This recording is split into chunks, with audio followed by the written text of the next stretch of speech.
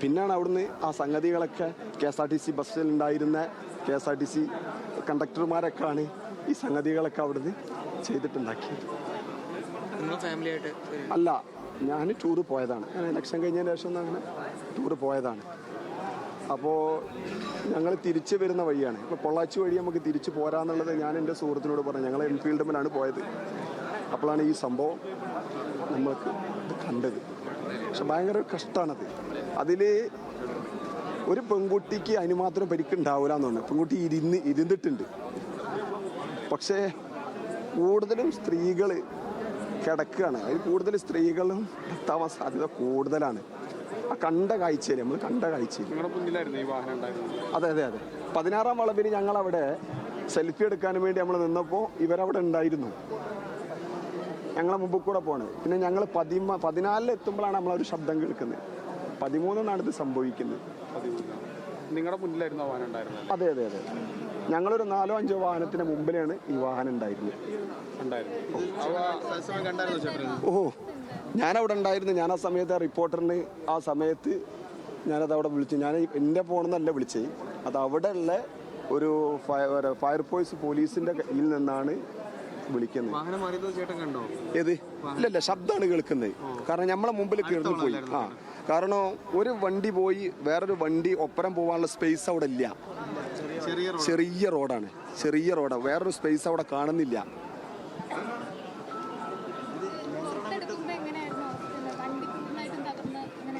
വണ്ടി കണ്ടാൽ ആരും കഴിച്ചിലാവില്ല. എന്നിട്ട് പോലും ലാസ്റ്റ് സമയത്ത് ഫയർഫോഴ്സ് അവിടെ വന്നു പോലും കയറ് കെട്ടി ഇറങ്ങി ആ പ്രദേശത്തൊക്കെ പോലെ അരിച്ചു പിറക്കി. പക്ഷെ തമിഴ്നാടിൻ്റെ ഡിപ്പാർട്ട്മെൻറ്റ് നല്ല രൂപത്തിൽ അവിടെ ഇടപെട്ടിട്ടുണ്ട്. കാരണം അവിടെ CI ആ സ്പോട്ടിൽ അവിടെ എത്തി. CI പിറകെ ഇന്നോടാ പറഞ്ഞത് എൻ്റെ വണ്ടി എടുത്ത് വാ. അങ്ങനെ ഇന്നോട് വണ്ടി എടുത്ത് വന്നിട്ട് എൻ്റെ വണ്ടിൻ്റെ ബാക്കിൽ കയറിയിട്ടാണ് പിന്നെ മൂപ്പരെ മുകളിൽ കൊണ്ടുപോയിട്ട് മുകളിൽ നിന്ന് ഫയർഫോഴ്സ് ലൈറ്റിട്ട വണ്ടിയായിട്ട് താഴേക്ക് പോരുകയാണ്. ചെറിയ റോഡായതുകൊണ്ട് കൊണ്ടുപോകാനും ബുദ്ധിമുട്ടായിരുന്നു. അതെ, കൊണ്ടുപോകാൻ അപ്പത്തിന് തന്നെ താഴ്ന്നും മുകളിൽ നിന്നൊക്കെ ആംബുലൻസ് വന്നു. മുകളിൽ നിന്നും വന്നിട്ടുണ്ട്, താഴ്ന്നും വന്നിട്ടുണ്ട്. പൊള്ളാച്ചിയിൽ നിന്നും വന്നിട്ടുണ്ട്. താഴ്ന്നുള്ള ആംബുലൻസ് 108 വന്നിട്ടുണ്ട്. മുകളിൽ നിന്നും വന്നിട്ടുണ്ട്. പക്ഷെ ഫസ്റ്റ് എത്തുന്നത് അവിടെ ഫോറസ്റ്ററാണ്. അവിടെ പെട്ടെന്ന് തന്നെ മാറ്റാൻ പറ്റി. പക്ഷെ മാറ്റാൻ പറ്റുന്നതിലൊക്കെ ആ സമയത്ത് തന്നെ കുറെ സ്ത്രീകൾ എടുത്തായിട്ടുണ്ട്. ഞാൻ ചാലിയത്താണ്, ഞാൻ ബേപ്പൂരാണ്. അപ്പോൾ ഞാനവിടെ ടൂറായിട്ട് പോയതാണ്. ഇലക്ഷൻ കഴിഞ്ഞ ശേഷം ആംബുലൻസ് ഒക്കെ എത്തിയിട്ടുണ്ട്. അതാ പറയുന്നത്. അത് ഈ തമിഴ്നാട് ഡിപ്പാർട്ട്മെൻറ്റ് നല്ല രൂപത്തിൽ ഇടപെട്ടിട്ടുണ്ട്. വേണ്ട രൂപത്തിൽ അവരെ എത്തിയ സമയം മുതൽ ഒരു റെസ്റ്റ് ഇല്ലാതെ അവർ പണിയെടുത്തിട്ടുണ്ട്. എത്തിയിട്ടുണ്ട്. ആ സമയത്ത് ഫസ്റ്റ് നമ്മളവിടെ പിന്നെ പോയ ഫസ്റ്റൊക്കെ തമിഴ്നാട് പോലീസ് നമ്മളോട് പറഞ്ഞു, നിങ്ങളോട് മാറിക്കുന്നത്. ഞങ്ങൾ നാട്ടിലേക്ക് റിപ്പോർട്ട് കൊടുക്കണം. നാട്ടിലുള്ള ആളുകളെ വിളിക്കുകയാണ്. അപ്പോൾ അവർക്ക് വിവരം കൊടുക്കണം. അപ്പോൾ ഇവിടെയുള്ള ഈ നമ്മളെ നാട്ടിലുള്ള ട്രാവലറിൻ്റെ ഒരു മുലാളിനെ വിളിച്ചപ്പോൾ ഇന്ന സ്പോട്ടിലുള്ള വണ്ടിയാണിത് എന്ന് പറഞ്ഞ് അവനക്ക് ഞങ്ങൾ വണ്ടി നമ്പറൊക്കെ ആ സമയത്ത് ഞങ്ങൾ അയച്ചു കൊടുത്ത്. ചിലരപ്പോൾ തന്നെ മരിച്ചെന്ന് നിങ്ങൾക്ക് മനസ്സിലായി? അതെ, അന്നേരം ഞങ്ങൾ അയച്ചു കൊടുത്ത നമ്പറാണിത്. ഇതാണ് വണ്ടിൻ്റെ നമ്പർ. ആ നമ്പർ നമ്മൾ ആ സമയത്ത് തന്നെ ഇവർക്ക് അയച്ചു കൊടുത്ത് ഇതാരാണ് ഏവരാണെന്നുള്ളത് അറിയാനും വേണ്ടി. ചേട്ടാ, ചിലർ അപ്പോൾ തന്നെ മരിച്ചെന്ന് നിങ്ങൾക്ക് മനസ്സിലായല്ലേ? അത്രയ്ക്ക് ഇല്ല, എൻ്റെ 2 വീലർ നമുക്കൊന്നും പിന്നെ കയ്യും കാലൊന്നും പൊന്തണില്ല. ഒരു നടക്കാൻ കഴിയാത്തൊരവസ്ഥ. കാരണം ജീവിതത്തിൽ ആദ്യമായിട്ടാണ് ഇങ്ങനത്തെ. ഇല്ല, എൻ്റെ ബാക്കിലാണ്ടേ. അപ്പോൾ നമുക്ക് ജീവിതത്തിൽ ആദ്യമായിട്ടാണ് ഇങ്ങനത്തെ ഒരു സംഭവം കാണുന്നത്. പക്ഷെ ഇപ്പോഴും നമുക്ക് എന്തായിട്ടില്ല, ആ ഒരിത് വിട്ടിട്ടില്ല. എൻ്റെ പേര് ആരിസ്. ചാലിയത്ത്. കാരണം അവിടെ സ്പേസ് ഇല്ല. ഓരോ വളവിലെത്തുമ്പോഴും ഓരോ ബോർഡുകൾ കാണാം. പക്ഷെ മുകളിൽ നിന്നൊരു വാഹനം കയറി വരികയാണെങ്കിൽ താഴ്ന്നൊരു വാഹനം ശ്രദ്ധിച്ചിട്ട് പോകണം. അത്രയും ഒരു ഡേഞ്ചർ ആയ സ്ഥലമാണ് അവിടെ. കാരണം പൊതുവെ അവിടെ തമിഴ്നാട് ചെക്ക് പോസ്റ്റ് ആ വണ്ടികൾ അതിൽ വിടൽ കുറവാണ്. കാരണം അവിടെ പെർമിഷൻ ഉണ്ടെങ്കിൽ മാത്രമേ വണ്ടി വിടുള്ളൂ. കാരണം നമ്മളെ വണ്ടി അവിടുന്ന് വിടുന്ന സമയത്ത് നേരത്തെ കേരളത്തിലെ ഒരുപാട് വണ്ടികൾ എന്തായിട്ടുണ്ട്, പെർമിഷൻ കൊടുക്കാതെ തിരിച്ചു പോയിട്ടുണ്ട്. കാരണം ഇവിടുന്ന് നമ്മൾ മറ്റേ അതെ കാരണം നമ്മൾ വരുന്നതിൻ്റെ മുമ്പായിട്ട് 4-5 വണ്ടി കേരള വണ്ടിയൊക്കെ തിരിച്ചു വിട്ടു. ചെക്ക് പോസ്റ്റിൽ നിന്ന് തിരിച്ചു വിട്ടു. കാരണം അവർ പെർമിഷൻ ഇല്ല. പെർമിഷനുള്ള വണ്ടി മാത്രമാണ്. അത് ഓൺലൈനിലാണ് ആ പെർമിഷൻ എടുക്കുന്നത്, ആ സ്പോട്ടിൽ എടുക്കാൻ കഴിയില്ല. അത്ര ഒരു ഡേഞ്ചർ സോങ് ആയ സ്ഥലം ആയതുകൊണ്ടാണ് ഓരോ അങ്ങനെ ചെയ്തത്. വാഹനം കാണാൻ പറ്റാത്തൊരു സാഹചര്യം ഉണ്ടോ? ഓ ഉണ്ട്. കാരണം എന്ന് പറഞ്ഞാൽ ആ വളവെന്ന് വരുമ്പോൾ ശ്രദ്ധിച്ച് പോരണം. ശ്രദ്ധിച്ച് പോരാഞ്ഞാൽ ഡേഞ്ചറാണ്. കാരണം അതും മാത്രമല്ല, അവിടെ കെട്ടിയിട്ടുള്ള കെട്ട് ഒരു ഹൈറ്റ് പോരാ.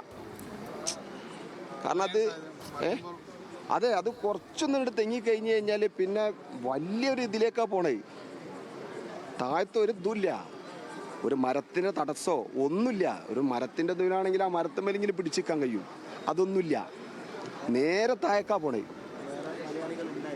ഓ ഉണ്ടായിരുന്നു. അവിടെ മലയാളികൾ മറ്റേ കണ്ണൂരത്തൊരു ടീമിനെ കണ്ടു. അതുപോലെ തന്നെ പാലക്കാടുള്ള ഒരു ടീമുണ്ടായിരുന്നു. അവരൊക്കെ ഉണ്ട്. അവരൊക്കെ ഈ ട്രാവലറിൻ്റെ ആളുകളാണ്. പക്ഷെ അവരൊക്കെ പരസ്പരം അങ്ങോട്ടും പറഞ്ഞപ്പോഴാണ് പറഞ്ഞത് ഇത് കോഴിക്കോട് വണ്ടിയാണെന്ന് പറഞ്ഞു. അപ്പോൾ കോഴിക്കോട് വണ്ടിയാണെന്ന് പറഞ്ഞപ്പോൾ കോഴിക്കോടുള്ള നമ്മളൊരു സുഹൃത്തിനെ വിളിച്ചപ്പം പറഞ്ഞ് കൊണ്ടോട്ടി കേന്ദ്രീകരിച്ചിട്ടുള്ള വണ്ടിയാണെന്ന് പറഞ്ഞു. അപ്പം നമ്മളത് ആ സ്പോട്ടിലാണ് ഇത് എടുത്തു കൊടുക്കുന്നത്.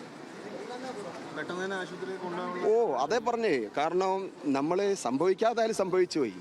പക്ഷെ തമിഴ്നാട് ഡിപ്പാർട്ട്മെന്റ് നല്ല രൂപത്തിൽ ഇടപെട്ടി. ഓ അതൊക്കെ ഒരു വളരെ സെറ്റപ്പായിട്ട് ഒരു ഉണ്ടായ ആളുകൾ സെറ്റായിട്ട് ഒരു കൈകാര്യം ചെയ്തു. ഓ ഫയർഫോഴ്സ് ലാസ്റ്റ് മുകളിൽ 3 ഉണ്ട്, താഴത്തും ഉണ്ട് ഫയർഫോഴ്സ്. താഴെന്നും വണ്ടിയിൽ ലൈറ്റും കെട്ടിങ്ങാണ്ട് പോരുന്നുണ്ട്, മുകളിൽ നിന്നും ലൈറ്റും കെട്ടി പോരുന്നുണ്ട്. അതുപോലെ തന്നെ പോലീസാണെന്നുണ്ടെങ്കിലും ട്രാവലറിന്റെ എതിരെ വണ്ടി വന്നിരുന്നു. അങ്ങനെയാണോ അപകടം ഉണ്ടായത്? അല്ല, ഈ ട്രാവലർ ഇത് തിരിയാണിത്. ഇതിങ്ങനെ തിരിഞ്ഞാണ്. ഈ തിരിയണതിൽ ആ എയർപിന്നിൽ ഇത് തിരിയണതിൽ ഓനക്ക് ചിലപ്പോൾ എന്തായിട്ടുണ്ടാവില്ല, ഓൻ്റെ. അപ്പോൾ അത് 2 ടയർ മുന്നോട്ട് പോയാൽ പിന്നെ കഴിഞ്ഞ്, പിന്നെ ഒന്നും ചെയ്യാൻ കഴിയില്ല. കാരണം അവിടെ വലിയൊരു കെട്ടൊന്നുമില്ല. ഏകദേശം ഒരു 1.5 അടിയേ ഉള്ളൂ. 1.5 അടി 2 അടി ഉണ്ടാവും. അത്രേ ഉള്ളൂ. ഒരു വണ്ടിക്ക് പോകാനുള്ള സ്ഥലമുള്ളൂ. അത്രേ ഉള്ളൂ. ഈ ഹെയർപിൻ വളവിലൂടെ ഒരേ സമയം 2 വാഹനങ്ങൾ കടന്നു പോവോ? ഇല്ല. 200 അടി മുകളിലുണ്ടാവും. 200 മുകളിൽ. വാഹനം കണ്ടാല് ആ വളവുന്ന നേരെ താഴേക്കാ പോണേ. ഞാൻ മുകളിലാണ്. ഞങ്ങൾ 16-ാം വളവിൽ ഞങ്ങൾ അവരെ കണ്ടിട്ടുണ്ട്. 16-ാം വളവിൽ ഞങ്ങൾ അവിടെ നമ്മൾ സെൽഫി എടുക്കുന്ന സമയത്ത് ഞങ്ങൾ അവരെ കണ്ടിട്ടുണ്ട്. അപ്പം നമ്മളെ മുമ്പ് കൂടാണ് പിന്നെ ഒരു പാസ് ചെയ്ത് പോണേ. പിന്നെ ഞങ്ങൾ 13-ലെത്തിന്, അല്ല 14-ലെത്തിന്. 13-ന്നാണിത് ഇത് സംഭവിക്കണത്. ഇത് 13-ന്ന് സംഭവിച്ചിട്ട് 10-ലേക്കാണ് ഇത് എത്തുന്നത്. 10 അല്ലെങ്കിൽ 11. ഏത് ഞാൻ കണ്ടത് ഫോട്ടോ എടുക്കാൻ 16-ൽ ഫോട്ടോ എടുക്കാൻ നിർത്തിയപ്പോഴാണ് കണ്ടത്. ഇല്ല അന്നേരം സംസാരിച്ചു. പക്ഷെ അന്നേരമൊക്കെ ഓരോരുത്തർ ചായൻ്റെ പാത്രവും അതൊക്കെ ഓരോരുത്തുണ്ട്. ചായൻ്റെ പാത്രം അതൊക്കെ ഓരോരുത്തുണ്ട്. സ്ത്രീകളാണ് ഒരു കൂടുതൽ.